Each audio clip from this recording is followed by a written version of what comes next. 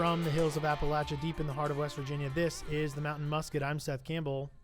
I'm Josiah Batten. And I'm Colin Rieger. We are still missing our good friend Justin Seibert. He is working on his law degree, so he will be out for this episode, but nonetheless, we press on. Today, we are going to be talking about the Christian and the opioid and foster crisis, specifically as it relates to the state of West Virginia, but as it expands itself out into the Appalachian region and culture as a whole. So first of all, gentlemen, I want to start with a news report out of the Associated Press, and I'm going to read it some portions here, and I want to kind of get your feedback and begin talking about this. So the Associated Press out of Charleston, which is the capital of West Virginia. West Virginia's Health and Human Resources Department says that 651 foster care children, mostly teen boys, have run away from group child or group care settings or school in less than a year. Wow. The Charleston Gazette-Mail reports that as of September 12th, 2019, 72 children in state custody were still missing and classified as runaways.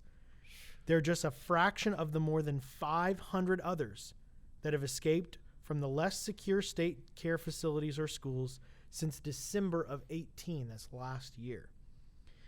I'm going to skip down a little bit. The newspaper reports West Virginia has the country's highest number of children in state custody per capita. Lawmakers have been assessing solutions to address what the outlet called a, quote, burdened foster care system. So lots of things going on here, lots of things we can talk about, obviously. Before we get to the runaway problem, let's start with the foster crisis problem. How did we get here?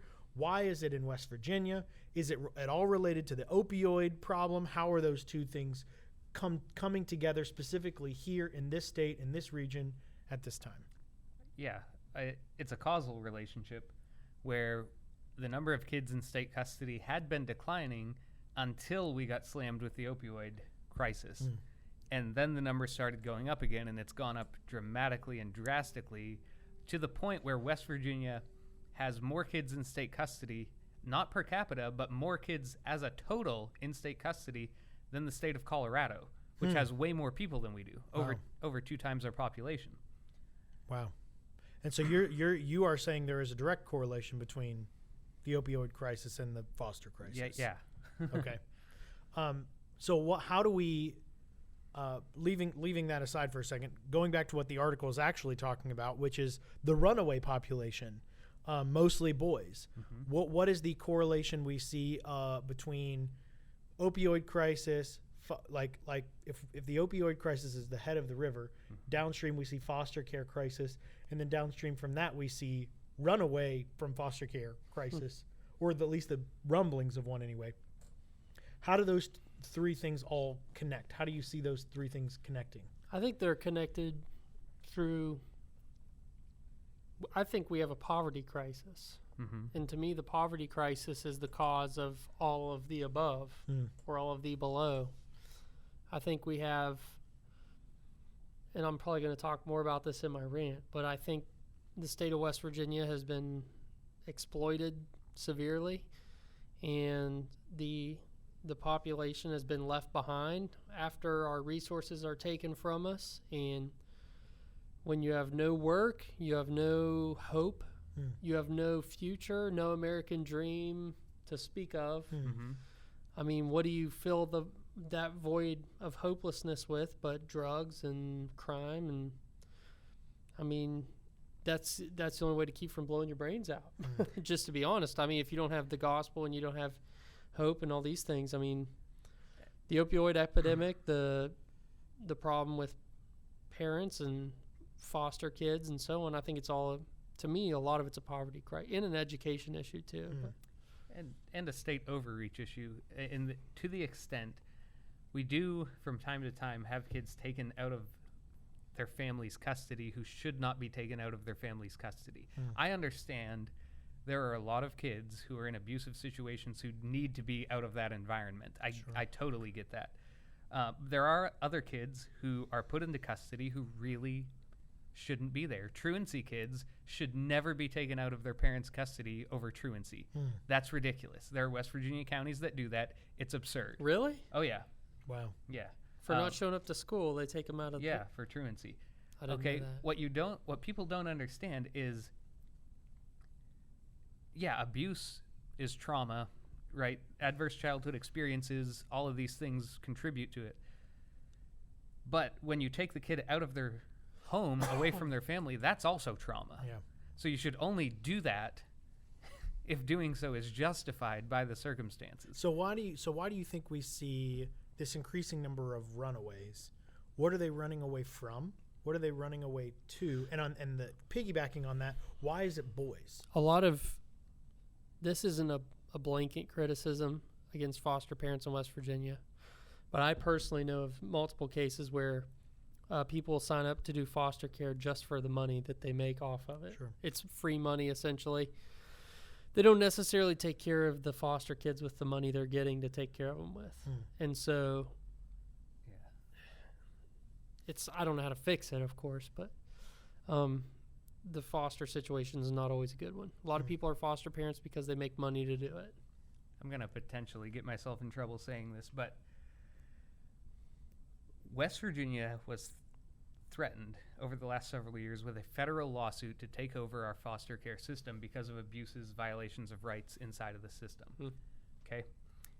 To solve that, part of our agreement with the federal government is we will get kids out of residential treatment facilities, particularly those kids who are placed in out-of-state residential treatment facilities, because we don't have enough beds in the state for them.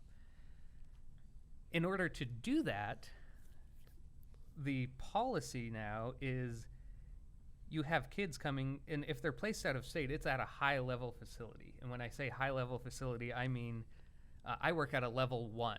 We're working with kids who go to public school, who are ready to reintegrate into society, go to college, go back to their family, whatever. We're right there.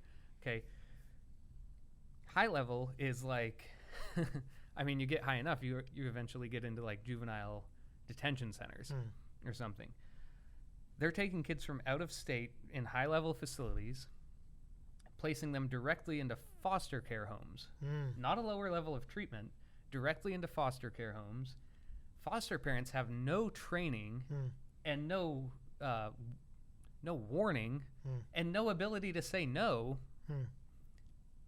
And we're going to lose more foster parents over this because they're getting kids placed there that are not ready for foster care. A good friend of mine went through, I won't say any names, he'll probably watch this and know who he is, but a good friend of mine literally went through the same thing. He and his wife decided they wanted to foster a kid after having been around him for a couple months, and they didn't give him background. He asked some questions. They didn't really volunteer any information, and it ended up being super traumatic. The police had to come and catch him in the forest. It's a really bad situation. So I want to drill down on why we think, or why you guys think this is a specific, or at least the article mentions specifically boys. That majority of this problem is related to men and males, and the by association, the opioid problem is a predominantly male problem. 2 to 1 in the state of West Virginia is a male problem. So how does that all? What's the connection? What's the play? How are we supposed to be seeing this from a biblical worldview, from the outside looking in, from people who want to help and people who have compassion and Christian charity and all this? How are we supposed to see these young men? Yeah, so boys' behaviors are more likely to be regarded as behaviorally problematic than girls. So they're more likely to be put into a higher level facility. I don't have statistics on that. I'm just speaking from experience. More likely to be put into a higher level facility and not get the level of treatment, not get effective treatment. I don't know how much I want to get myself in trouble here, but there are a lot of facilities have no idea what they're doing.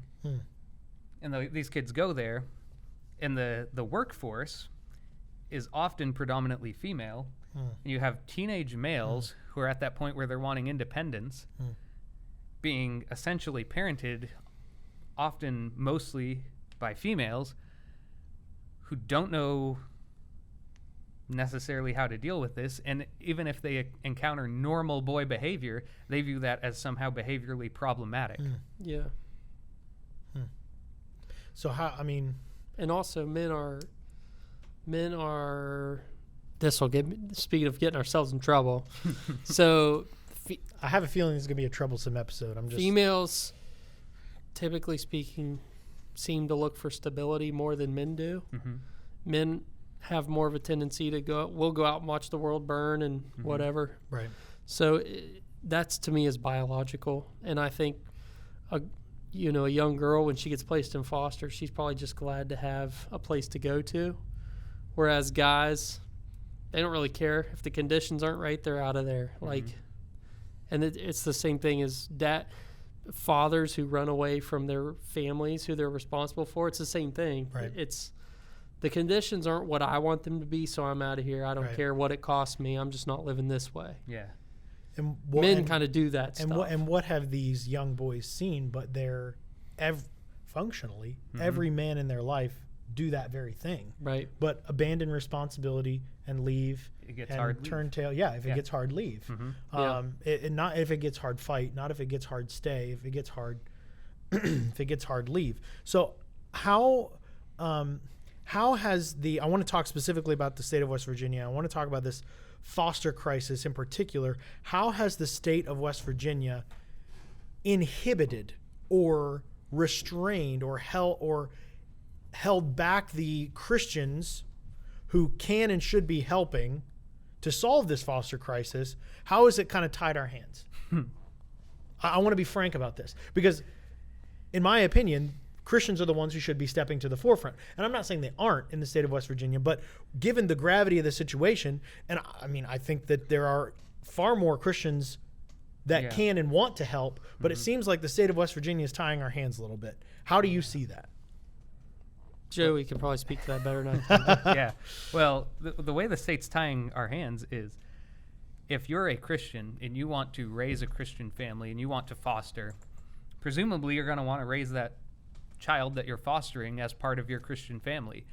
So if you go to church on Sunday, you do family worship at home, family devotions at home, you can't essentially require that kid participate in those. You also can't leave the kid home alone. Yeah. Right? So what are you going to do on Sunday morning when your whole family goes to church on Sunday? Kid says they don't want to go. You can't require them to go. What are you going to do? Yeah. You're going to find a babysitter every Sunday morning? The state morning? makes it harder and harder to discipline kids. Yeah. I mean, when we were kids and when our parents were kids, I'm sure a lot of the viewers remember, your friends' parents could light you up like a Christmas tree at one point. Like, you know what I mean? Yeah. Neighbor's mom had every authority to tell you what to do. Neighbor's mom could beat your butt. and now it's like you can barely punish your own kids, let alone people who are not your kids. You can't even redirect them. You know? Yeah, it's awful. You have no authority. How can you be a parent and not have authority to make your kids do something? And that's a whole view of parenting where, parents shouldn't be authoritative. They should allow kids to sort of develop themselves and grow themselves and learn when they want to learn. It's like, that's what you idea. That's what you don't do as a society is let the kids be in charge. Right. Yeah. Yeah. So But why not? What about when we can't control climate issues? Oh Lord. Why not have? So I want to tie this segment up just a little bit by pointing us to other states that have had foster issues. Maybe they haven't had the opioid crisis that we have had that has exacerbated the foster issue, but they have had foster issues like we have, and they've solved the problems in different and creative ways. And I would encourage viewers and listeners to go and look up Faith Bridge, FAITHBRIDGE, Faith Bridge, and it is a parachurch ministry from a church in Georgia that has basically taken over a third, if not half, of the foster care in Georgia. And what they do as a independent private Christian organization is they vet foster parents. They vet these foster parents, and basically, to be a foster parent, you have to be a Christian. You have to agree to do things in a Christian way. And then if there's any abuse, neglect, or anything like that happens, then it comes back on FaithBridge. And so they're much more incentivized to end these kind of things. And in the process, what you've done is bring Christians with charity and Christians with heart out of the woodwork to be able to help and serve in the way that Christ Good job, Georgia. has commanded us to do. So on that note, we will be right back with Josiah's book review. Stay tuned.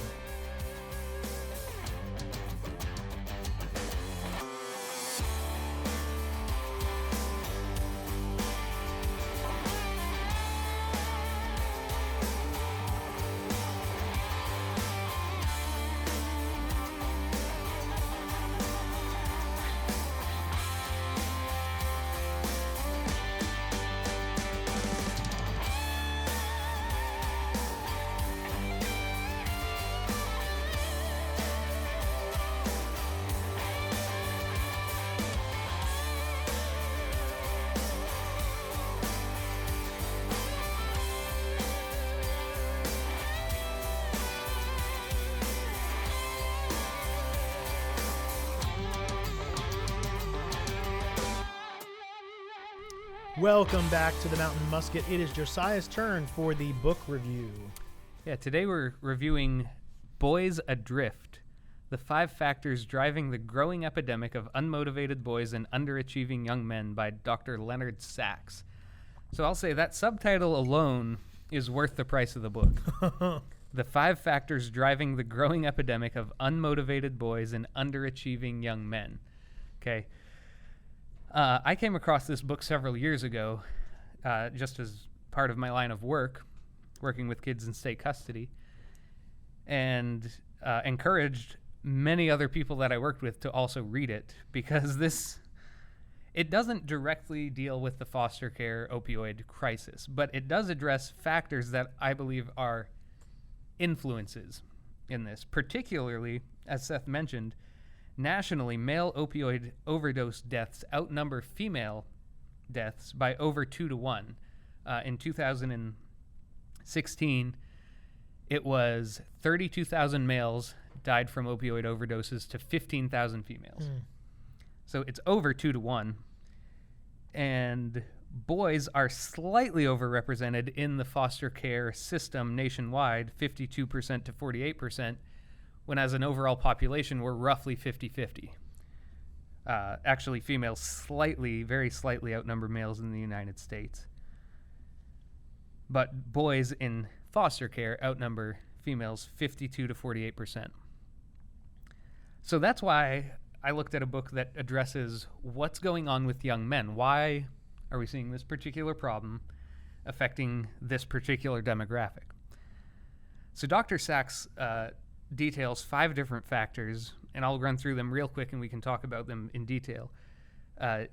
Those 5 factors are changes at school, video games, medications for things like ADHD, endocrine disruptors, I have no idea if I said that right, and the shift of male role models.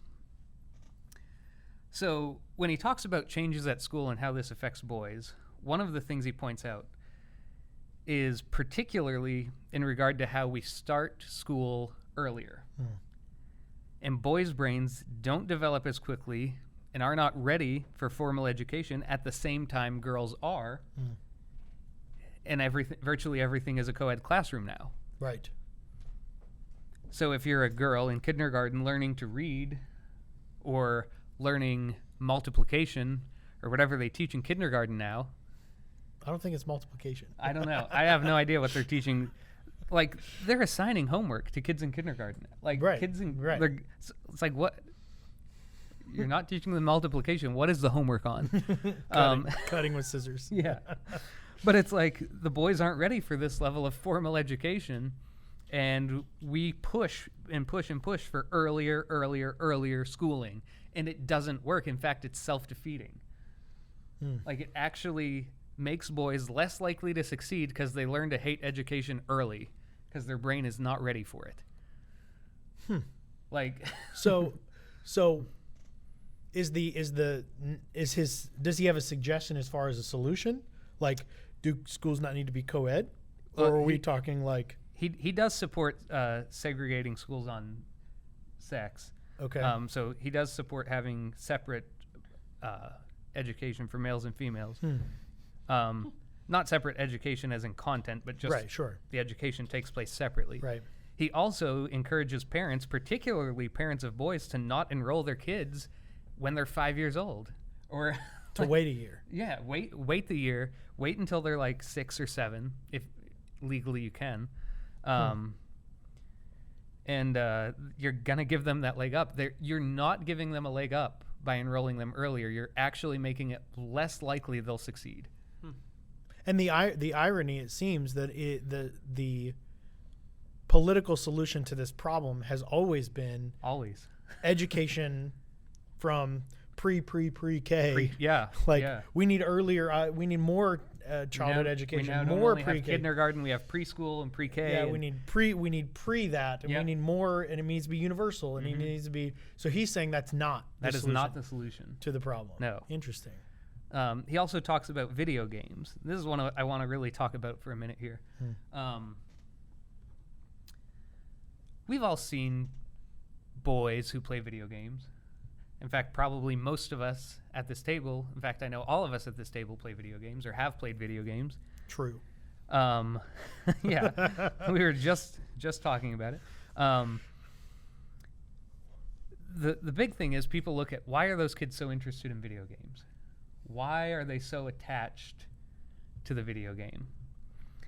And one of the points he makes in the book is boys feel the same, anyone really, not just boys, but you feel the same sense of accomplishment playing a video game as if you had done those things in real life. Yeah.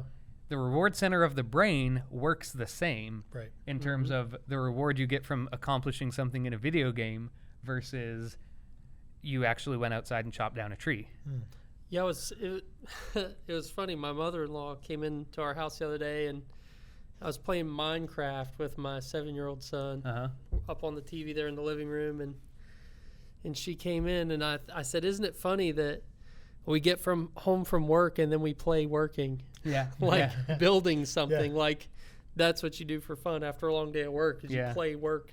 Yeah. Because there's that feeling of accomplishment that you built something. Even with the rise of esports now, schools have that, like as a part of their athletic department or, college or high school or whatever, they have esports that for the kids who... They have it here at Wesleyan. There's a team. The kids who couldn't make it for a team now can because you do it with your thumbs. Yeah. Right?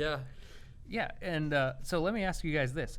Where do boys go in our society to be boys? To be masculine, where do they go? Like, where should they go? Where should they go? Where should they go and where do they go? They should go to church and learn from the men in their church. I was going to say they should go to their dads. That's who should, dad and grandpa and, and the other men in their church. And their brothers, and their pastors. Yeah. That's who they should go to. Where they do go to. Like YouTube or video games. I can't even think of a actual example. The only one I can think of is all virtual. They're all virtual examples. Finding somebody on TV, finding somebody on YouTube, finding a friend that they're chatting up. Like, they don't even leave their house anymore. Well, because aren't those other men toxic, though? The men in the church, the fathers who are telling them to be a man. Isn't that toxic? Clearly. Yeah, tell that to however many fatherless boys that you have stranded by the opioid crisis who would kill for a toxic masculine father, right? They give their left arm to have a toxic masculine father who was there to tell them what to do. No, you can't do that. No, you can't go out. No, don't do drugs. Right. Don't come at me with this. Don't come at me with that stuff. I bring that up though because this is my theory. This is not in the book, but this is my theory. Video games are the last refuge for male validation. The last culturally accepted refuge for male validation. If a boy wants to go out and play in the woods, build a fort, right? Everyone's like, no, you can't do that. That's not safe. Right. You can't have a knife. your parents let you use a hatchet, Hatchet, right? A machete. a machete. You can't do that. That's not safe, right? Where do boys go to be boys? Video games. Oh, they can go to Skyrim. They can kill a dragon in Skyrim. They can buy a house in Skyrim. They can build their house in Skyrim. Like, I mean, come on. Right. Yeah. What do you guys think? Do you think that my Yeah, assessment there? I mean, like I said, the only other non-virtual place I can think of is maybe the gym. Mm-hmm. Like where you're lifting weights, and that's only going to appeal to a very small fragment of the population, because you have a large portion that'll never set foot in there because they know the kind of people that go there, and they will never ever feel comfortable there, and so they will never ever go there. There are some who do go, and that's how they're masculine. They're masculine because they pick up heavy things. Mm-hmm. Right. But I mean, that's a very, very small sliver of what even masculine is. Right. You would get more masculinity from actually slaying a dragon, even if it's a virtual one, than you would from picking up something heavy. Yeah. That's just my 2 cents. Pick things up and put them down. Yeah, right. So he also talks about medication and endocrine disruptors. These are not exactly the same thing, but they kind of have the same effect in the sense of medications for things like ADHD, which boys are vastly more likely to be diagnosed with because they're boys. Right. And boy behavior is toxic. And endocrine disruptors like plastic bottles actually disrupt development of the male brain. So, like, you might look at people in the past and be like, men used to be men. Well, statistically, the men that you're talking about probably had twice as much sperm as a modern day man because of endocrine disruptors. Wow. Yeah. It's almost equivalent to like estrogen treatment in terms of the effect on the body. And this is just from like clear plastics. Someone keeps a plastic water bottle in their truck. It heats up. It cools down. This breaks the plastic down. They drink it. You've just got a nice dose of endocrine disruptors. Like, there's your equivalent to estrogen treatment. Almost. You need to go drink out of the ground like our grandfathers used to do. Yeah. Stick your face right in it. Yeah. But with the medications, that is largely due to behavior. Right. And the fact that boys' behavior is viewed as disordered or disruptive. Yeah. And it's all you have to do is be a boy to be disruptive and basically be diagnosed with ADHD. Yeah. Now, so there's obvious debate about, like, I don't think anybody can argue that it's certainly overdiagnosed, but there's also debate about, is this even a real thing? Is this just boys being boys? So I have members of my family who, like, I can tell you for a fact, it is 100% a real thing. And no, it is not squirrel. Like, he can't pay attention. Like, right. Or you have attention deficit. Well, no. It is a very, very real thing. It is a very real struggle that people really have to overcome. And when you see it, you know it. And it is not at all, if you know what it is, there's no possible way you can confuse it with being a boy. Yeah. If you know what it is and what it is that you're actually looking for. Right. Those are two very, very, very different things. Very different things. So that's my personal anecdote with ADHD. Yeah.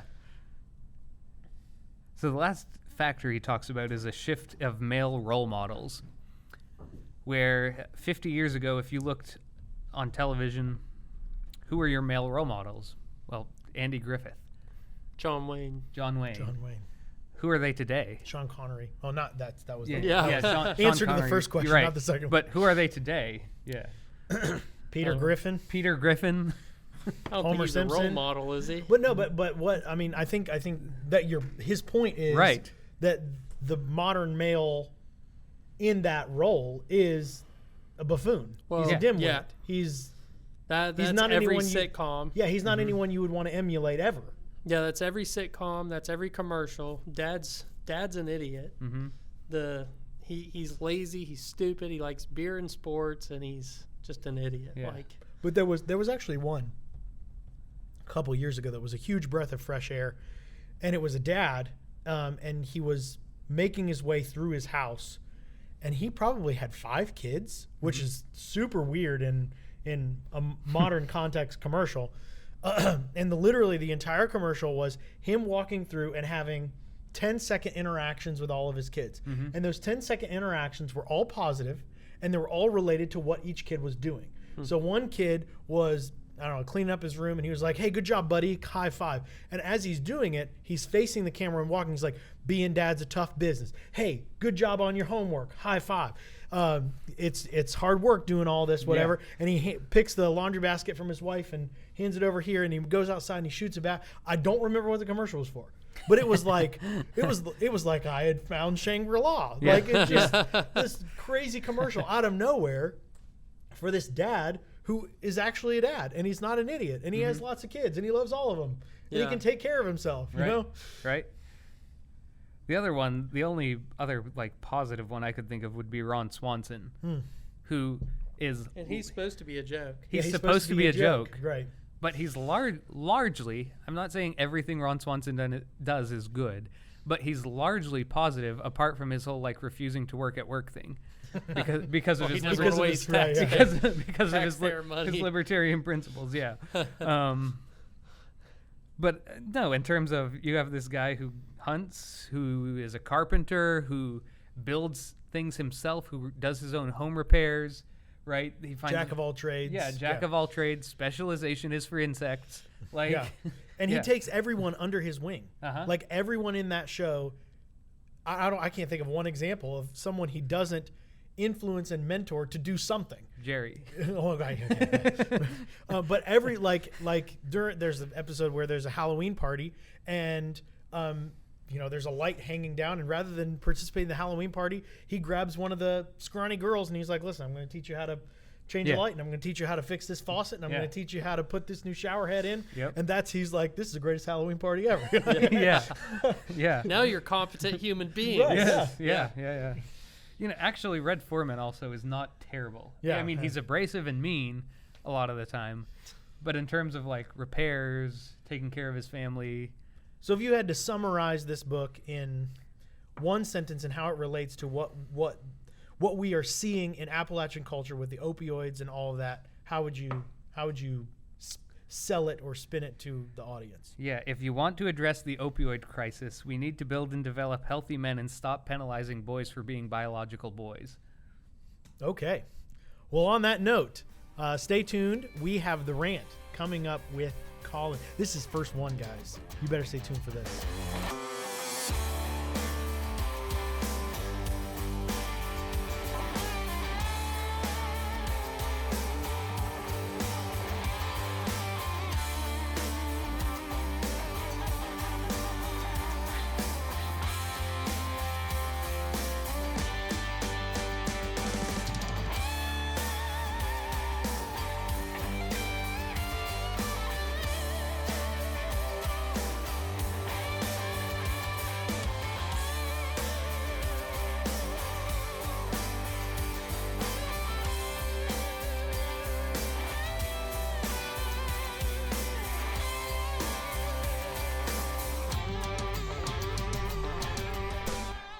Hey, I hope you guys have enjoyed the Mountain Musket up to this point, and I hope you're strapped in and ready. This is Colin Rieger's first rant. Here we go, Colin. I'm going to rant, and I'm mad. I'm just kidding. I'm not a very good ranter, but I'm going to do my best. This is for you, West Virginia, my home state, the place I was born and raised, the place I love. I am super disappointed in you. I started life in a single-wide trailer just like you did, on the outskirts of a tiny town just like you did, and I'm not tweaking on meth right now. I'm taking care of my family, I'm paying my taxes, and being a responsible citizen. The only difference between me and you is I know what I believe. You're all about yourself, West Virginia. You look back at your past, you complain about how you've been abused and neglected, and I agree with you. We can point our fingers at corrupt politicians and corrupt businessmen from our state, from other states, who have come in and raped and abused our land and left us with nothing, and all of that's true. We can wallow in self-pity, we can wallow in the mud, we can cry, foul, and say we need social systems to come bail us out. Or you can pick yourself up by your bootstraps. assuming you have any boots on. Let's say you could start by going and buying some boots. Put on some work pants. Get a little bit of gumption. Get a little bit of motivation. Put down the Mountain Dew. Get in your truck and go get a job. There are plenty of jobs. Go work hard. Prove yourself. Work harder than everybody around you. Show up early. Go home late. Use your brain. Solve problems. Move up in the workplace. Make your wife and your children proud of you. And leave a legacy for them to grow into. You can break the cycle of poverty that's in your family. I know you can. A lot of us have done it. You can break the cycle of drug abuse and alcoholism. You can break the cycle of unbelief and selfishness. It's easy to be lazy. It's easy to sit inside your house and watch your shows or play your games, to spend all your Social Security on entertainment and selfish things while your kids are left with nothing. Sorry, I'm not upset. While your kids are left with nothing, going to school and having backpacks given to them, shoes given to them, when you could have perfectly well bought shoes for your kids if you wouldn't have bought that last hit of meth, or you wouldn't have bought that last bottle of pills. Get off the drugs and act like a man. West Virginia is in a very sad state, and we can point fingers at the drug companies, and we can blame the market, and we can blame the pharmaceutical companies, which I agree they do share responsibility, but there's only a market if there's a demand. And the reason there's a demand is because you've bought the lie you've been sold. And here's the lie you've been sold: that you're dumb, that you're a hillbilly, and that you don't have value. Only one of those is true, and that's that you're a hillbilly, and there's nothing wrong with that. But you're not dumb, and you do have value. So stop believing the lie they tell you. Stop believing the stereotypes they say about our state. Pick yourself up and make something of your life. And the only way to really, really, really do that in a way that makes eternal sense is first to acknowledge that you were made. You weren't just born, you were made. You were made for a purpose. You were made by a creator who loves you very much. He made you in his own image. He gave you special skills and abilities that you can glorify him with if you use them. That's literally all you have to do. Wake up in the morning and try a little bit, and you will glorify your creator. And most importantly, you need to learn to put your trust in the Jesus you claim to believe in. I see your posts on Facebook. I see the things you say. You claim to believe in Jesus. You claim to be a Christian. You claim to be a religious state, but the reality is, if you look at the commands the Bible has for you and the way you live, they're two completely different things. The Bible tells you to pick up your cross, which means to die to yourself. Quit being lazy. Quit being willfully ignorant so you don't have to do anything. West Virginia, I love you. You are my home. You are my people. But you need to do a couple things. You need to look to Jesus. You need to turn your life around, and then you need to put your boots on and go to work. You need to quit doing drugs. You need to throw them away, and you need to go to your buddies and tell them to throw theirs away too. That's the only way this changes. County administrators, city administrators, state officials, you guys can sue the crap out of the pharmaceutical companies and take all that money and invest it into whatever you want. Until you create cultural change in your cities and in your counties, none of that's going to matter. You're just going to have a bunch more taxpayer money from a federal level that could be how it ends up. I'm sure the federal government will bail the pharmaceutical companies out. But you're just going to have a whole bunch of money to do a bunch more programming with, but programming doesn't fix people. Jesus fixes people. So I encourage you to get right with God and then to act like men. I love you. You got to change. This has been The Rant. Thanks for listening to this episode of the Mountain Musket. Fight for your friends, fight for your children, fight for your families, fight for your homes. See you next time.